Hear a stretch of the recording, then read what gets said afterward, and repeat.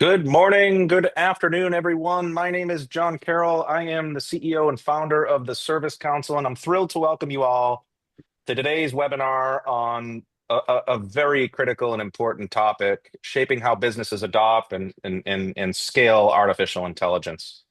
Over the past few years, we've seen and witnessed unprecedented investment and excitement around AI in terms of the impact that it's having systemically on business, especially in field service management, and customer experience. But the reality on the ground is that there's been some met challenge with respect to witnessing and realizing value from those efforts. Last year, a landmark study from MIT, I think we've all seen it, and this is a moving needle. We've seen improvement, of course, but this study revealed that a staggering 95% of AI projects failed to deliver the intended business outcomes or the measurable impact that it intended to do. And that's particularly when measured in terms of both profit, loss, sustainable improvement, but also impact down to the customer. Think about that for just one second. Despite massive investments, I mean, we've seen overwhelming investment in AI, growing excitement, all the excitement around it. Only 5%, a handful, we're actually witnessing and translating that into measurable value. So today we're going to unpack why that's happening. What are some of the critical missteps? And more importantly, how can organizations shift from the 95% that struggle into the 5% that thrive? I'm pleased to bring today's webinar to you. It's brought to you by Neuron7, our partner. Thank you so much to Neuron7. I'm also pleased to welcome and briefly introduce our panelists for today's discussion. Scott Day, he's the Chief Operating Officer of Crane One, Advisory Board member of the Service Council. Thank you, Scott, for joining and sharing Crane One's journey, as well as your experience in AI at other branded companies across your long length, very illustrious career. We'll also welcome Niken Patel. Niken is the CEO and co-founder of Neuron7, today's sponsoring partner on the webinar. Niken is immersed in their customers and really a change maker in the AI space. So I'm really excited to welcome his thoughts and viewpoints throughout today's discussion. Welcome, Niken. And lastly, thank you. And lastly, my colleague Gerardo Pelayo, our Chief Research Officer, will join us to talk about some of the research and data signals that we're witnessing with respect to our own benchmarking efforts. Before I begin, today's webinar is 60 minutes in length. We will be recording today's session, and we'll be breaking this into an agenda that features some topic introduction with the research data, followed by Scott's story at Crane One and an interactive Q&A discussion amongst the panel here. So we have some additional resources as well, which we can review briefly. Thank you to Neuron7. Again, today's webinar is on demand. It will be ready for you as something you can access moving forward. And because of the chapter orientation, you can break it apart and find what was most valuable to you and share that with colleagues. The other thing is there's a research report on how to operationalize AI in service operations. Your QR code scanner can take you directly to that link to consume that. And if you would like to learn more about Neuron7, you can request a demo from Neuron7 to spend more time to see all the magic that they're creating across their customer segments around the world. So we encourage you to do so. Let me take 1 minute here just to talk about a couple things. I'm going to frame out 5 things for you today. First of all, the last mile in terms of the CX equation is that in customer experience, AI doesn't fail quietly, it fails in front of the customer. That's the first point I want to make. So the criticality of that conversion moment, that moment of truth with the customer, AI needs to do its thing in a very critical moment. So that's one thing I want to talk about.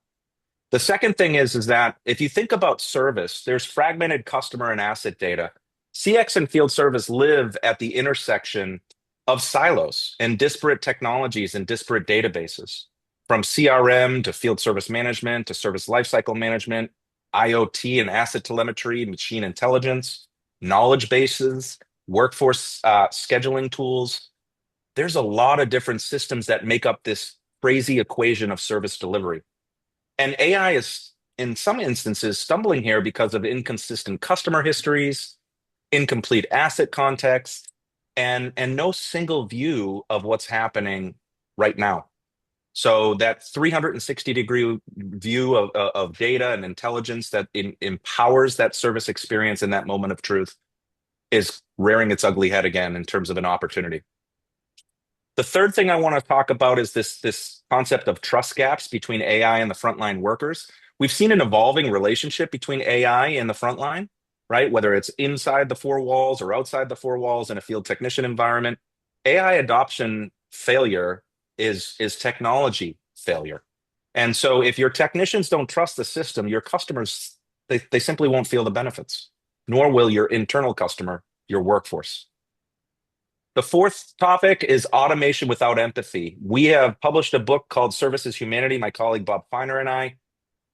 One of the things that I'm hearing commonly is that, AI projects optimize handle time, mean time to repair, cost per ticket, route efficiency, but it misses on that customer emotion, that service recovery moment, that complex high value interaction where humans together with technology are co-evolving with the customer. Before we were thinking of this as an integration of people and technology. Now we're seeing a symbiotic pathway moving forward where humans and technology will co-evolve together. And I think that's an exciting transformational process that we'll witness here. And then lastly, measuring the wrong success metrics.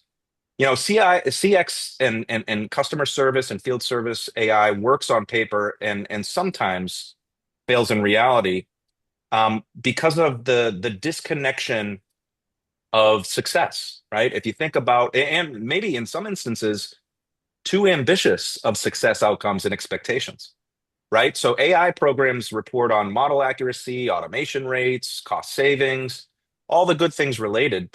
But we look at first time fix, mean time to repair, and other metrics. So we have to think about an integrated pathway to thinking about the causal metrics that are eroding those success and outcome-based metrics. So both leading and lagging indicators, and how does AI impact all those things? That's my piece on the topic. Those are some of the things I'm extracting from member dialogue. Now I'm going to turn it over to Gerardo, who will talk about some of the research signals. Gerardo, over to you. Thank you, John. And for the most loyal and frequent of our attendees to these sessions, some of the early slides here are going to look familiar, but there's a point because we have to understand the context in order to see the evolution and what are the lessons that we haven't fully learned, to John's earlier point. And this first figure is one of those elements that we only see becoming more and more prominent, the inclusion of AI in the service ecosystem.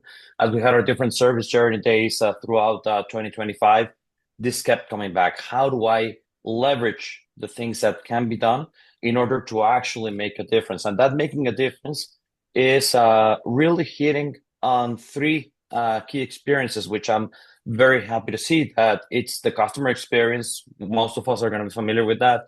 The business experience, that revenue, the cost, the growth that the organization is to achieve, but also the employee experience, that earlier step. How do we motivate people to stay in the job, to deliver that customer experience that makes sense from a business perspective as well? And so that is the objective. That's the North Star for most organizations. The question is, how do we do it? And when we asked last year in the state of AI and service technology, what were the things that would make service leaders scale their efforts more confidently across the organization when it came to artificial intelligence? At least one of the key financial metrics, lower costs, higher revenue, higher margins, came up for nearly 3 and 4 service leaders. When we asked them, how are you performing against this right now? Results were not great. About 30% said that the revenue was going up. Less than 20% said that their costs were dropping. This was a year ago. And there's a study that an article that was just published earlier this week from PricewaterhouseCoopers, this global CEO survey. Interestingly, the results that they get, and this is above and beyond the service world, are very similar. And perhaps the biggest takeaway in terms of we still have a lot to learn is that more than half of the respondents have not achieved neither higher revenue or lower costs from their implementations. There are those success stories, but there are a lot of organizations that are not there. So it's not automatic. We need to be smart about it, and perhaps we need to challenge some of the things. It's not only on the financial perspective. We see that there's a struggle operationally speaking, and the front line sees it as well.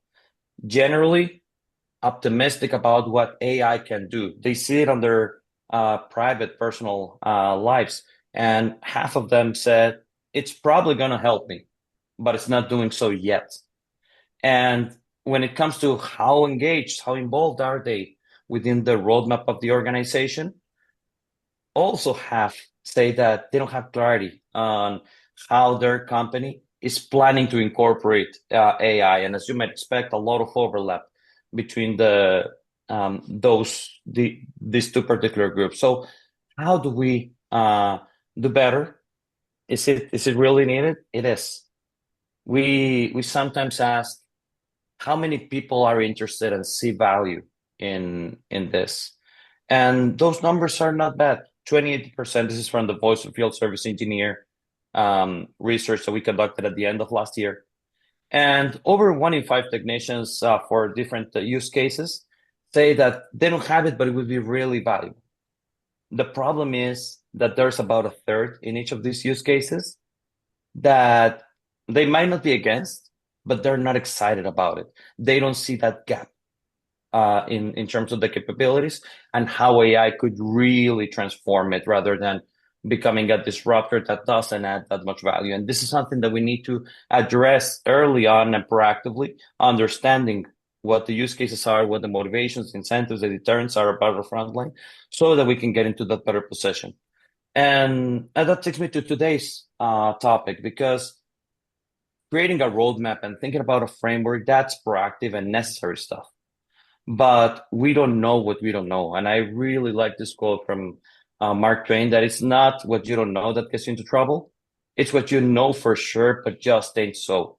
Those are the assumptions that we believe to be true, and we haven't questioned them in forever, even though our whole environment is changing, and it's changing very rapidly. And what happens with our brains, even those the good and very self-aware leaders, well, our brain is wired to fill in the gaps, fill in those places that don't make sense, and come up with a conclusion. Almost everybody here will see a white triangle that is overlaid into another triangle that is facing up, and these are blocking some circles. When in reality, that's not what it's here. It's just a bunch of lines and 3 Pac-Man looking shapes, right? But our brain takes us into those gaps.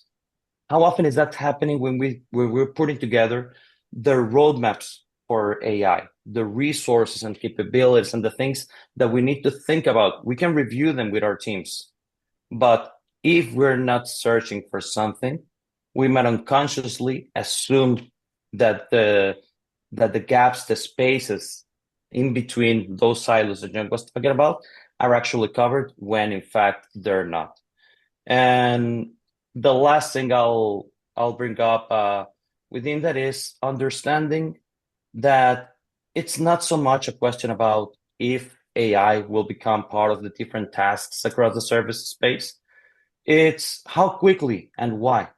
And there's another recent article. This was published in MIT Sloan, the Frontiers magazine, and it breaks down different levels of friction from the behavioral to the organizational. You see human trust, some of the things that John talked about at the top of the session are also on this table. And the takeaway is that the technical capabilities need to be there, but they're not the only thing that's going to dictate how far we can get and how much better performance and the experience can be upon implementation.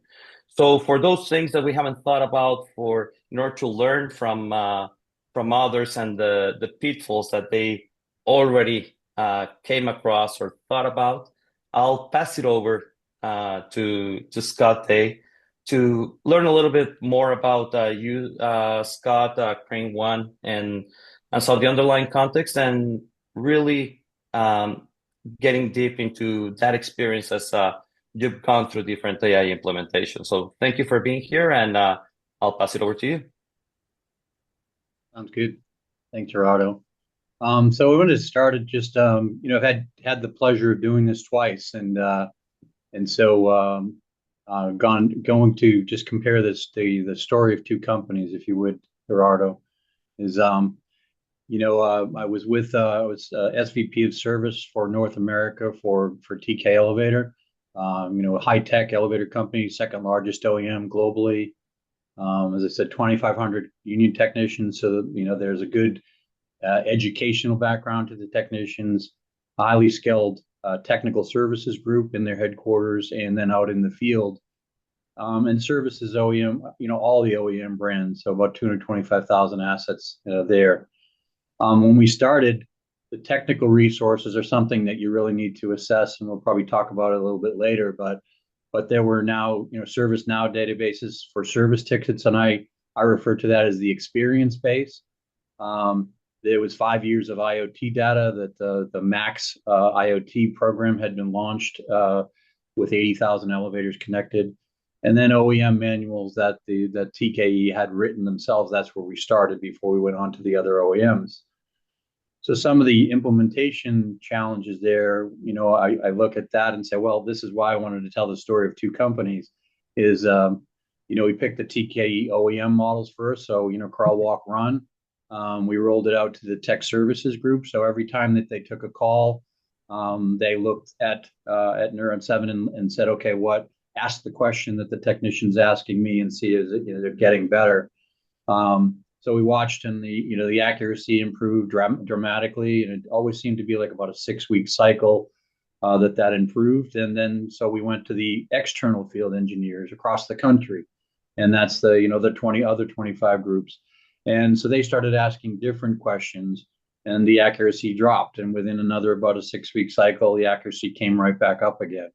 And then we said, okay, let's do a contest for our biggest contributors, and see, if we can reward some of the people so that we get a group of champions out in the field that will help spread the news that this is a good thing for us. And then stage 3, we did a full roll of all the 2,500 technicians.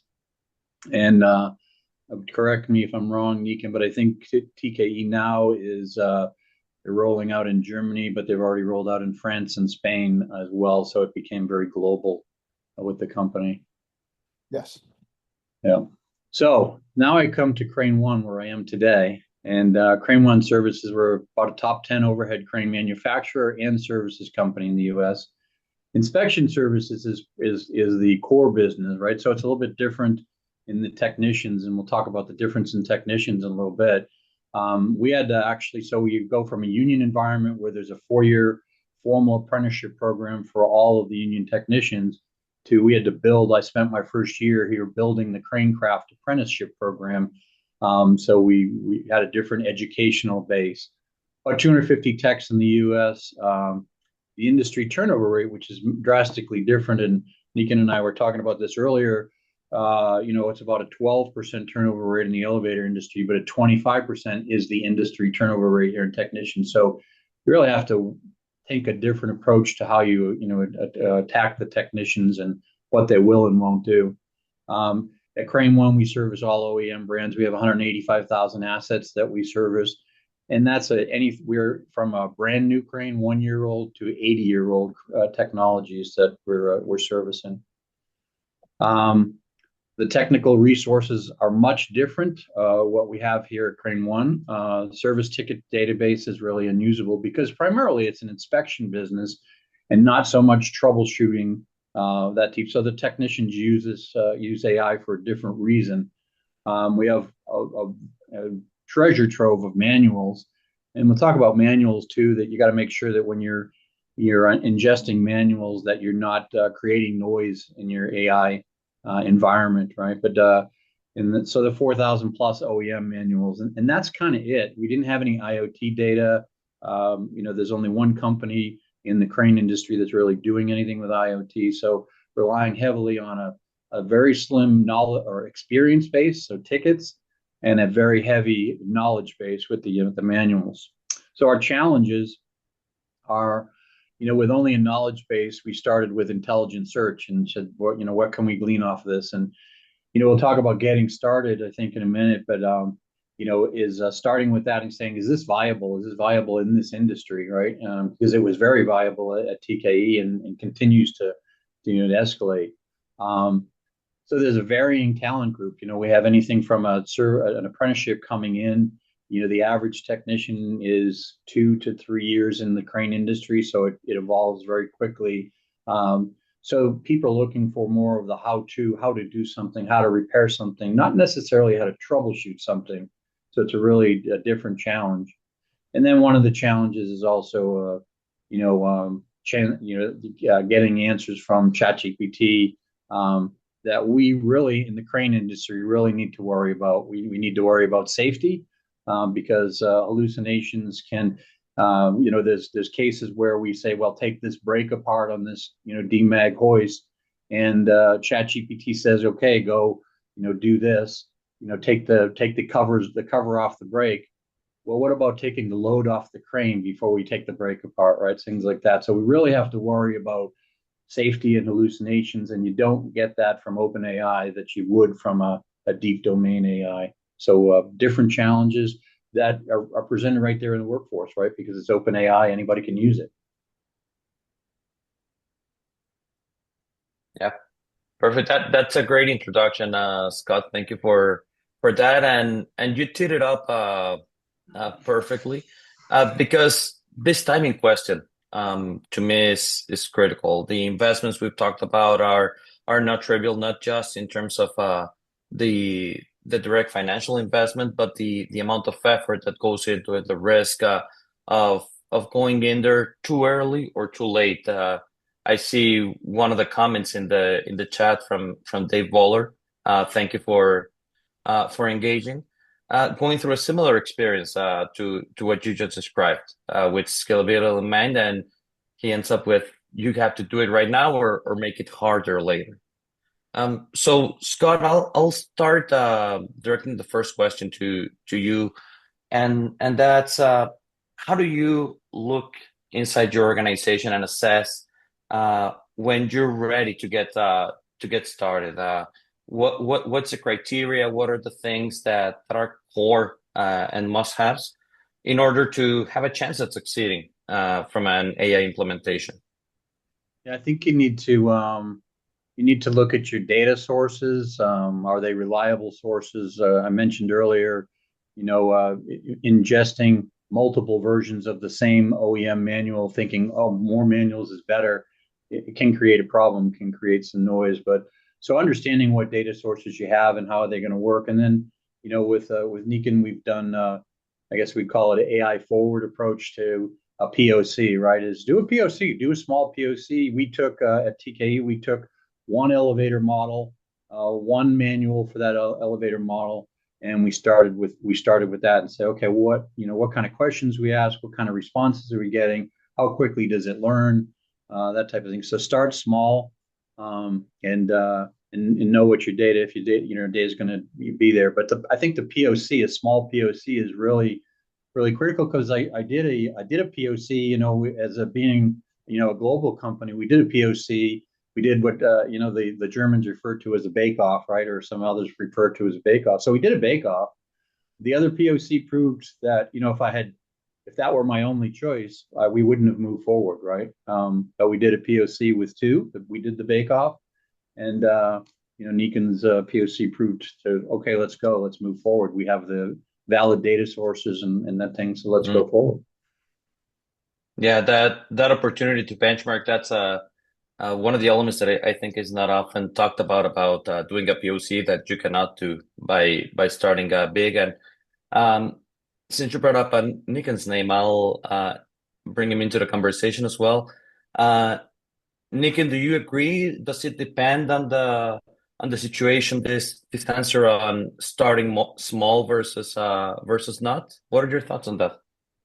Yeah, I think there is definitely companies that are raring to go because the ROI is incredible. They want to go big bang, and there are others that want to go in and start small. I think from our perspective, I think AI vendors like Neuron7, the onus is on us to make the start a lot less risky, if you will, right? I think leaders like Scott are betting on companies like us. They're betting their careers on bringing in two or three large initiatives. You can't do more than two or three large initiatives in any given annual year, right? And so there are two or three things. There are three things really that come to mind that you should expect from AI vendors. I think one is the POC. I think the forward deployed engineers, what Neuron7 calls AI as a service, the forward deployed engineers that Palantir and everybody have made famous, right, are something everyone is using now, right? But technology is at a point where very, very quickly, if we have the product and the pipeline, we can take your data on a Monday and get all of your SMEs on a Thursday, right? And show you the results on your products, on your data very, very quickly. Neuron 7 does that.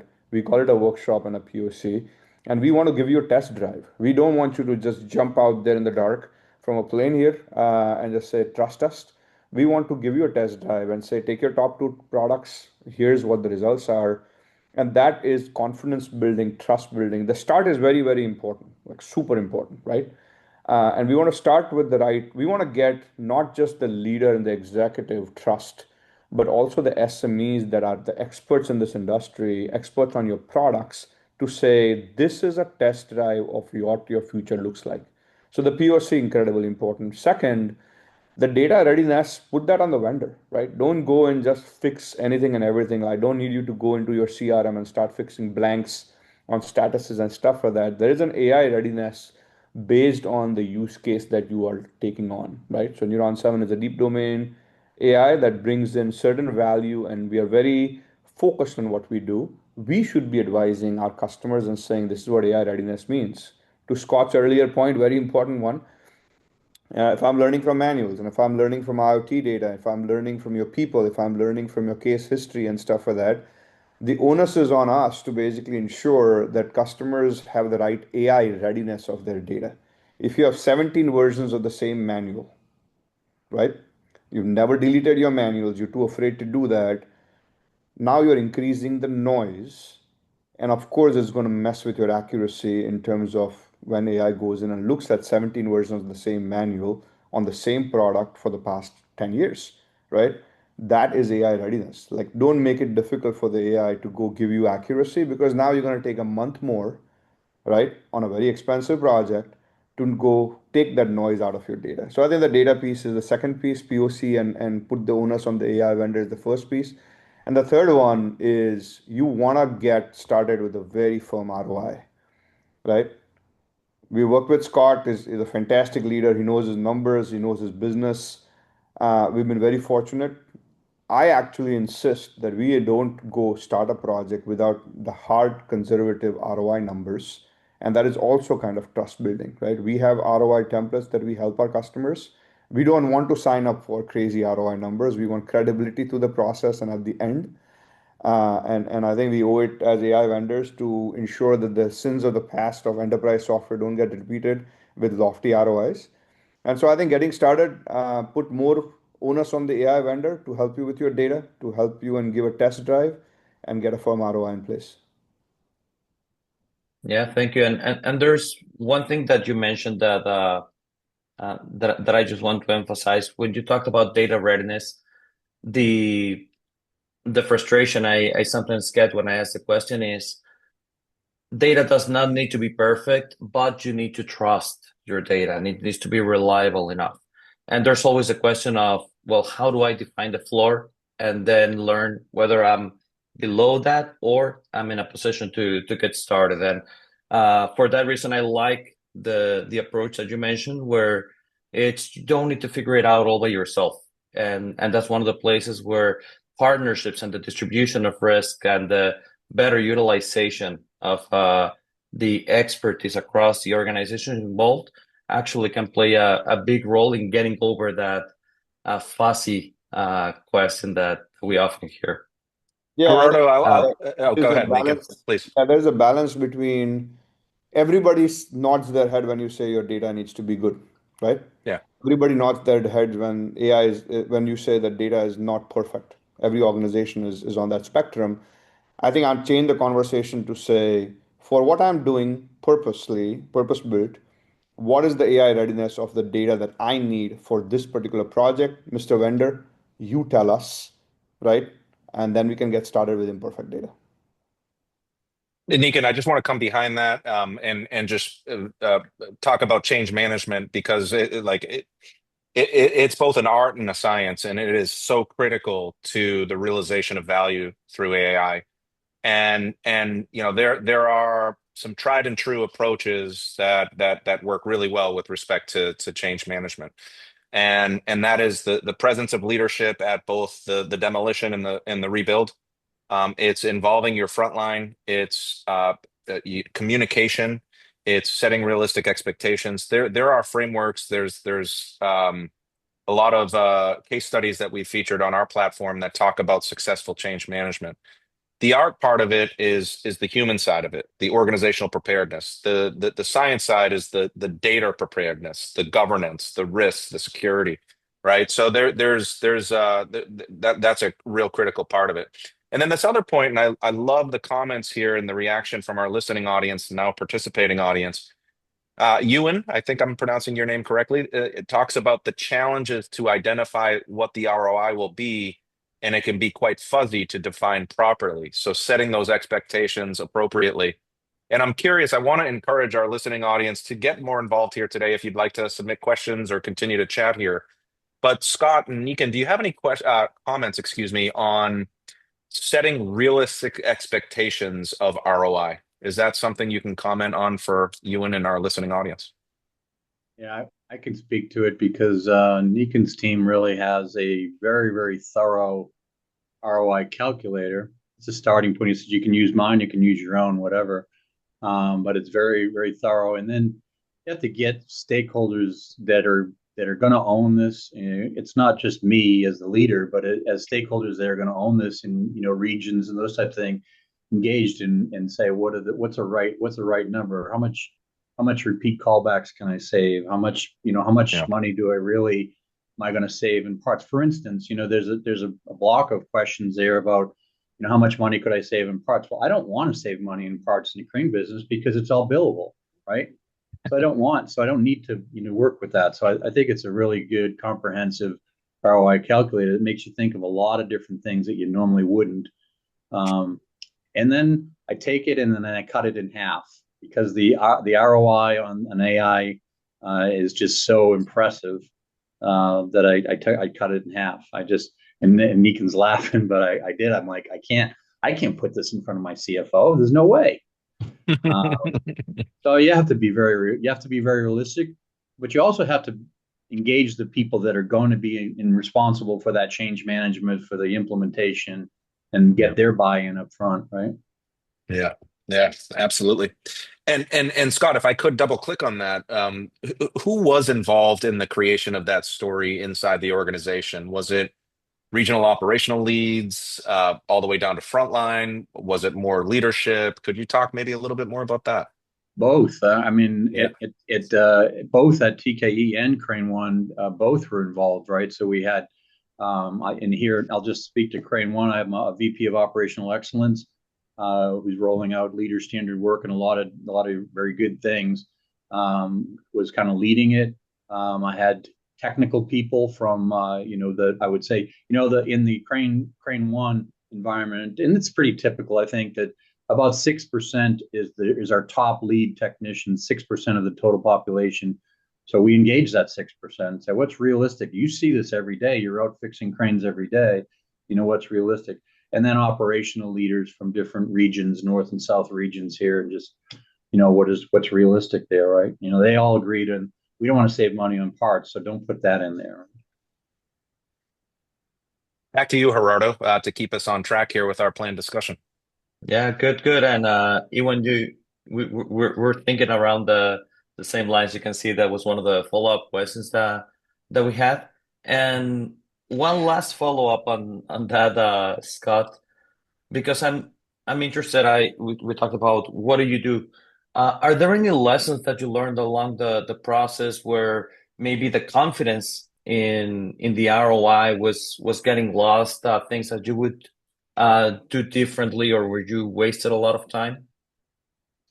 Like I would say, underestimating the change management is really you have to engage and be willing to take multiple steps, right? At TKE, it was, as I mentioned before, it was the help desk engineers and then the external engineers, and then really engage in that. So the crawl, walk, run's really, really critical, because the change management, if you go too fast, you're going to lose people.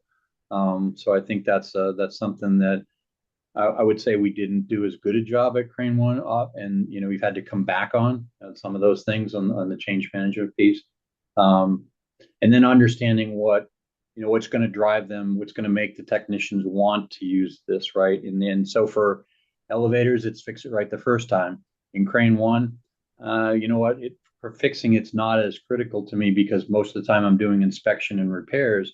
So I want to know how to take that apart.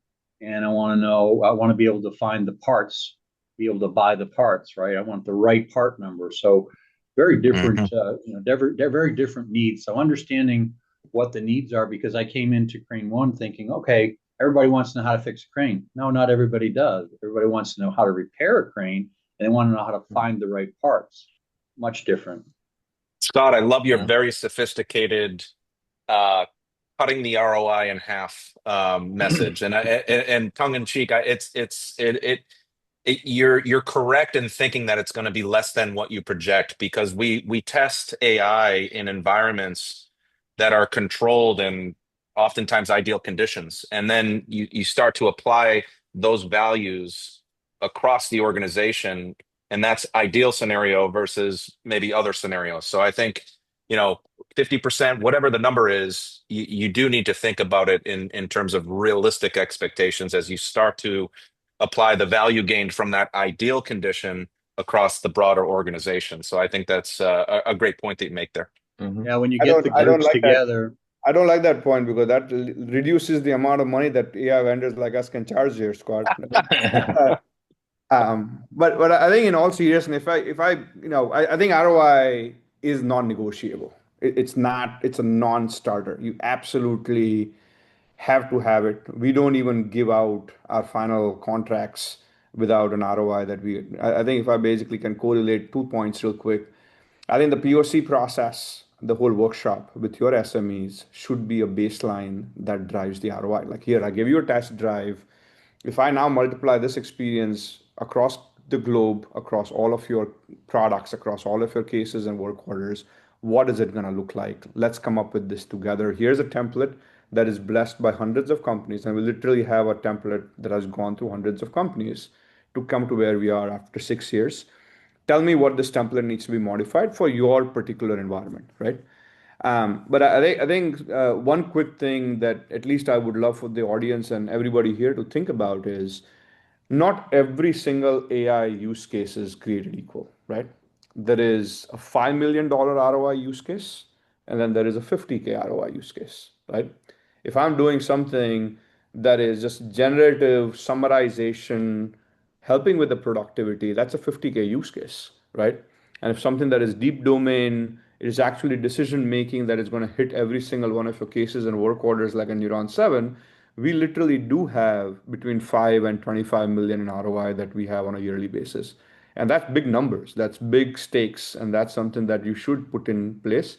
And that's where mixing up, using the right methodology for, probabilistic generative AI versus deterministic decision-making AI and the ROI there, that's something that every leader will have to learn. That's where we are heading.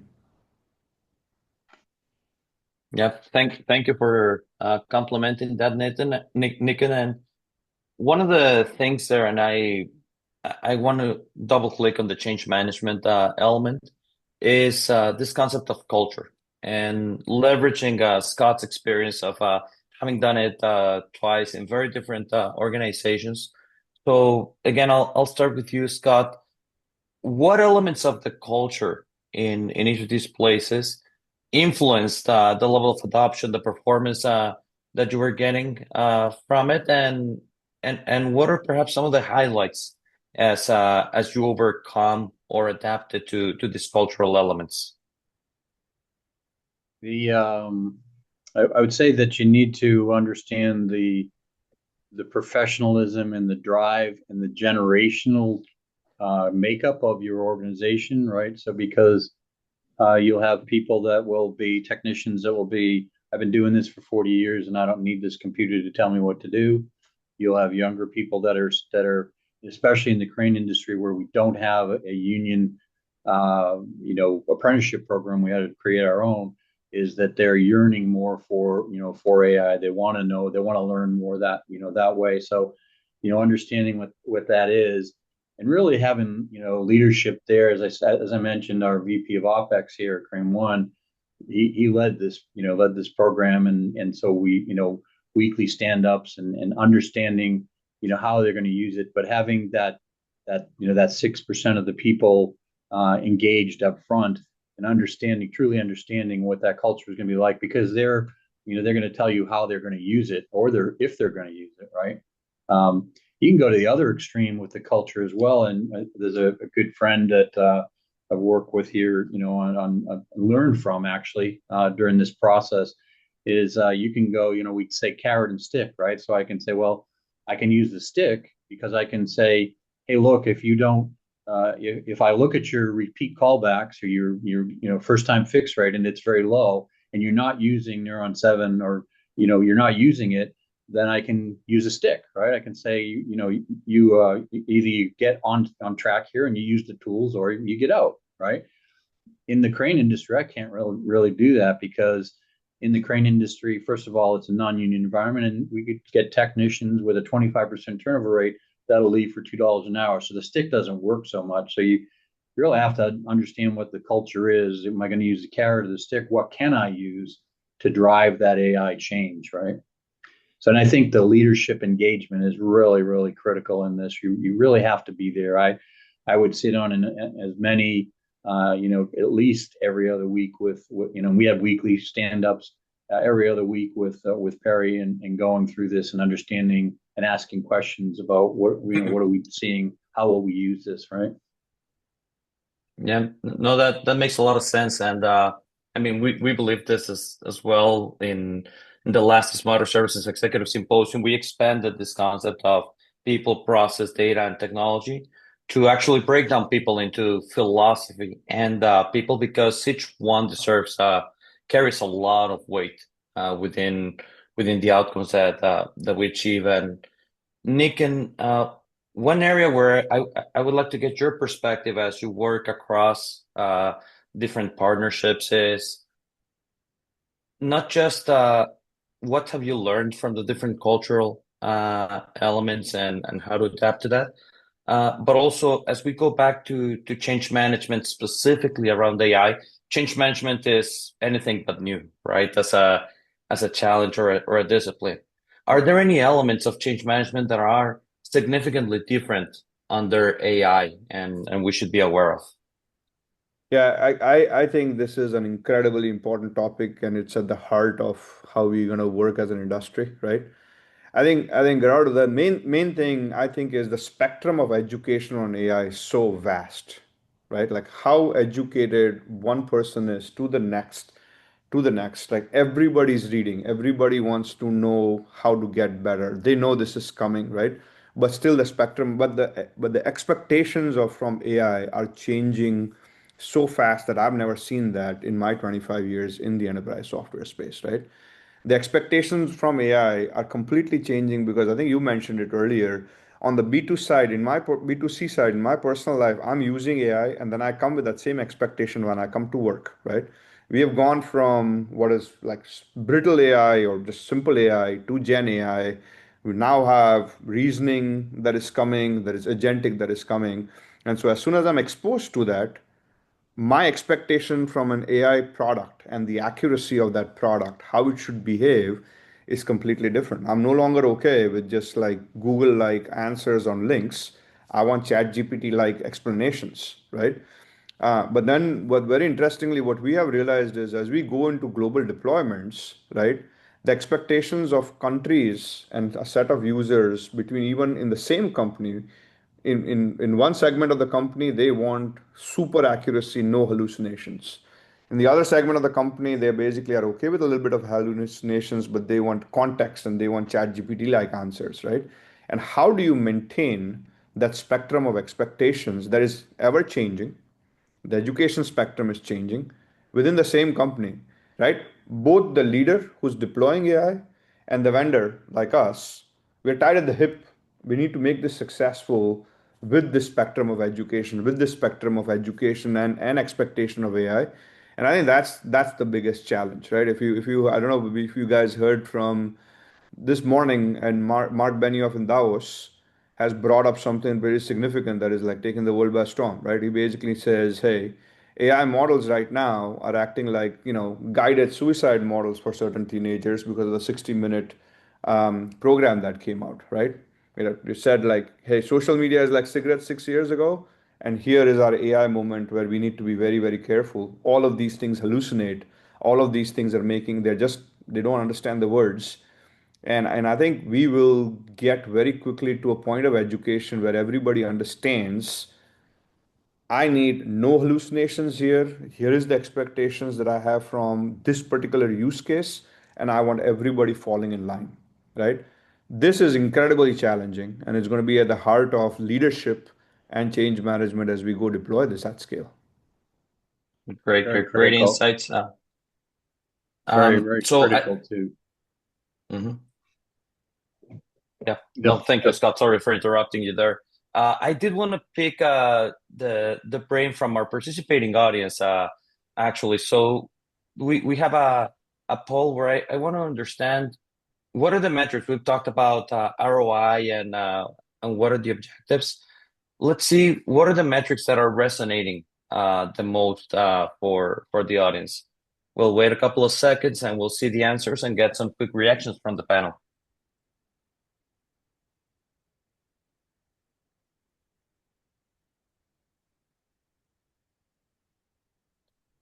And let's see, we'll close the poll in 5 seconds. Just make sure we have enough answers and everybody's had a chance to read.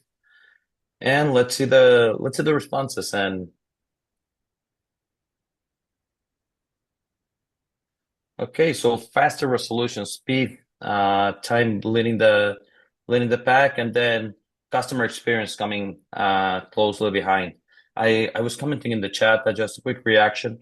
This faster resolution and the time that is saved, it obviously has the direct impact on, well, I can technically do more with the same resources, but the byproduct to me is critical, which is if you increase bandwidth, you might actually be able to improve the quality, improve the customer experience, which was this second point, because your teams are less worn out and the queue that they have to manage is not as bad. And then we're going to talk in a minute about the front line. What is the role that it plays within this? Well, turns out frontline retention and driving career management is a big issue. It's a challenge that we haven't been able to fully address. And if we reduce the stress of work by enabling these faster resolutions and increasing the bandwidth, that is one way in which we can also influence the retention, the experience, and as a consequence, the financial and customer experience that we see. John, Scott, Niken, any other quick reactions to these results that you want to share? I'm commenting in our chat. I'll share a couple things because there's a lot of customer value creation and cost optimization answers here, and admittedly, revenue wasn't part of the storyline, but ultimately, to what degree are these investments being pointed towards ultimately revenue growth ultimately, right? And so, as service leaders, if we think about the service business, the methodology from cost optimization to revenue and growth, I think we need to think about those two things together if we want to secure a strategic cultural alignment around service. And so, our research previously had talked about how predictive, proactive, and even outcome-based services methodologies operationally had been commonly achieved. but what hadn't yet materialized was the monetization of those capabilities. And so I'm curious, as we lens out our research moving forward, are we closing that gap to materializing revenue growth as part of these new capabilities? Or is it truly just a function of cost optimization and faster customer responsiveness? So those would be my questions and commentary on the topic and on the poll. Yeah. Oh, thank you. So I'm going to move on in the interest of time because there's two more topics that I want to get to, and the first is the voice of the front line. And Scott, this is one of the places where we see around the third of technicians close to that when it comes to remote support activities say they do not feel that they have inputs around the innovations at their company. So it's one of the elements around change management. And want to quickly assess, are there other challenges that we haven't covered, perhaps some blind spots that through your experience you've come across to better engage in a timely and relevant manner, and drive these perceptions and the adoption to a place that's really going to make this better. Yeah, I So think Scott, getting your I think the my experience at TKE was interesting because we said that the I'll call them the help desk, we call them the ITS support, is we said, okay, we'll put it in their hands and let them take calls and use the AI and understand. And we basically said, you get to tell us when we go live, right? You tell us when we go on to the next group, right? So when having feedback or into that innovation was important. And they, at one point they said, hey, look, it's looking pretty accurate. Why don't we give it to the next group of field engineers and grow this, this type of thing? So I think it was a good experience there in doing that. There's some of the challenges that at the ground level when you get into the rollout is really understanding the challenges of the technicians. Some older technicians, as I mentioned earlier, might say, I've been doing this for 40 years. I don't need this thing to tell me what to do. I don't need to ask it questions. And some of the younger are for it. The blind spots for me here at Crane One has been the ChatGPT, the open AI, right, where it's very dangerous and we have to guide people away from that because of the hallucination. So that's a blind spot that I didn't see. I just said, look, we've gone from a native Neuron7 app and then integrated that into Teams, that they use Teams for other things. So we've made it very easy for them to use. But still didn't count on them going out to OpenAI to really find solutions. And there's danger in both industries, working at heights, working with high voltage, very dangerous industries. And so that was I'd say a blind spot for me. Yeah. And that one actually sort of maps to one of the options in the last poll was risk and compliance. And I believe there was only one vote for that as a key metric. Maybe that's a red flag. We may not be naturally wired from a service operations perspective to prioritize that, but as you mentioned, the consequences, the lack of governance can really break the whole thing down. So whether it's the top metric or not, that's debatable, but it definitely needs to be a part of the conversation. One of the blind spots that you just talked about. And before we get to the last topic, I want to get the sentiment of the audience again. We have a second poll, if we could launch it, and this is about the technical requirements. And as we think about all these challenges, how is everybody thinking about addressing them? So I'll leave it off for a couple of seconds, and Niken, I'll ask you to react first and perhaps share a little bit just to preposition the question. Share a little bit of what are the technical elements that we sometimes miss in the conversation and actually make a lot of impact. So let's let's take a look at the results in 3, 2, 1. And so I might have closed the poll a little bit early. So sorry for that if you didn't get a chance to vote.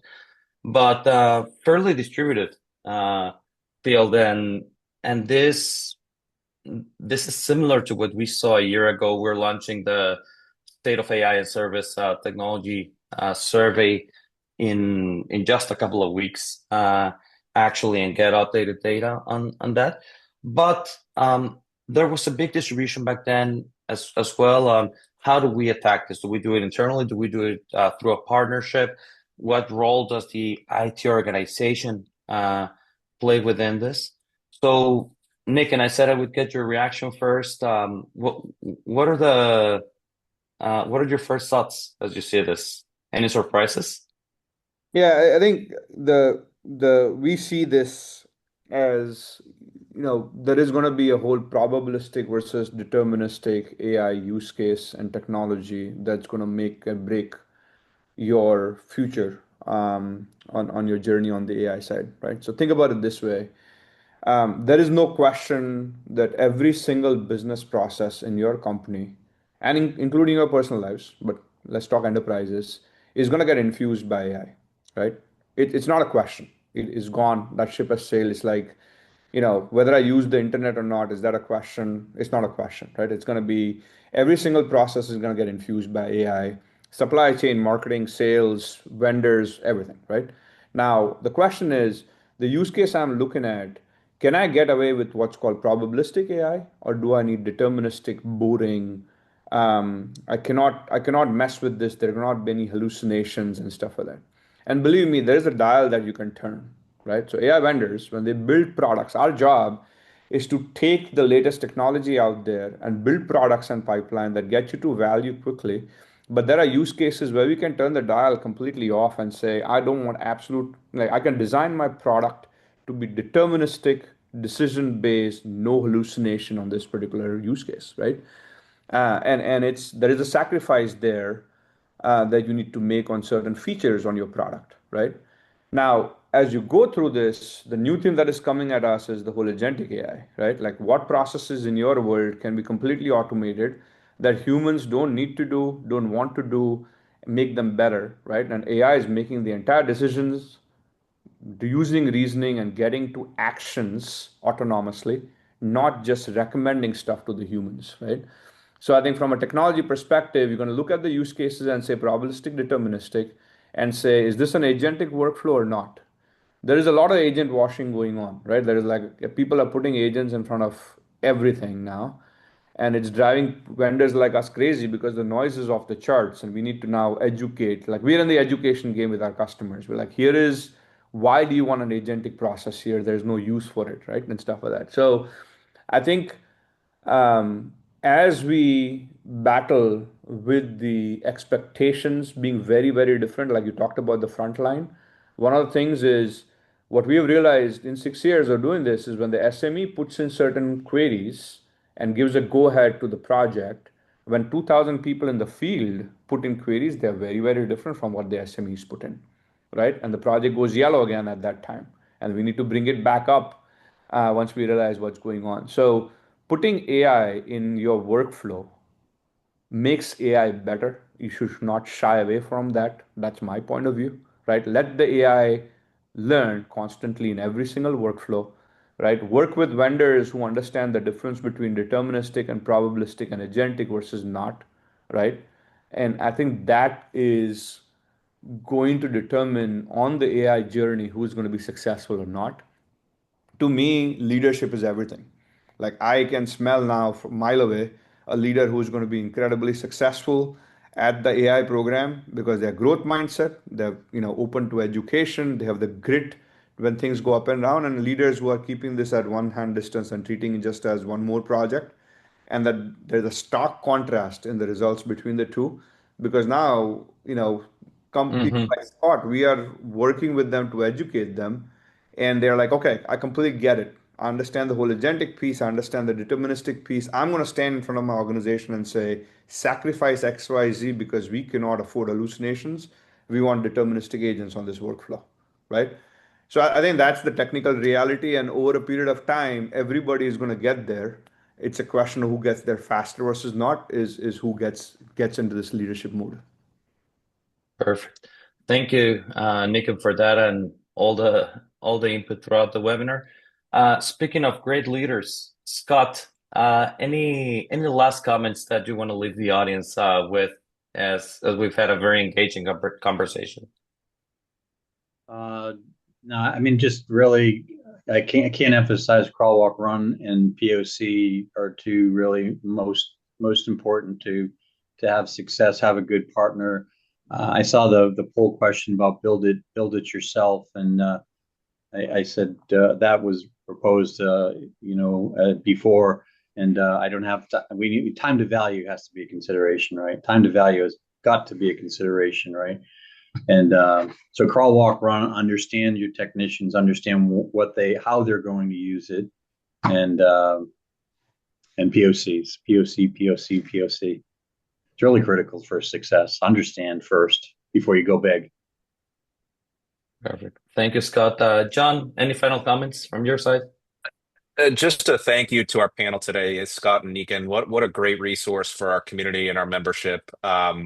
Lots of great inputs, and this will be the gift that keeps on giving for our community. So thank you to our partner Neuron7. Thank you to Niken and his group, and Scott. What would be considered 2 home runs in a career around AI is probably a good opportunity to model and emulate against. So wonderful sharing. Thank you. Thank you. Perfect. Well, thank you for joining us indeed. Thank you to our audience for participating throughout. Reminder that the resources are there. And thank you for Neuron7 for making today possible. We'll see you in our next event. Have a great rest of the week. Take care, all.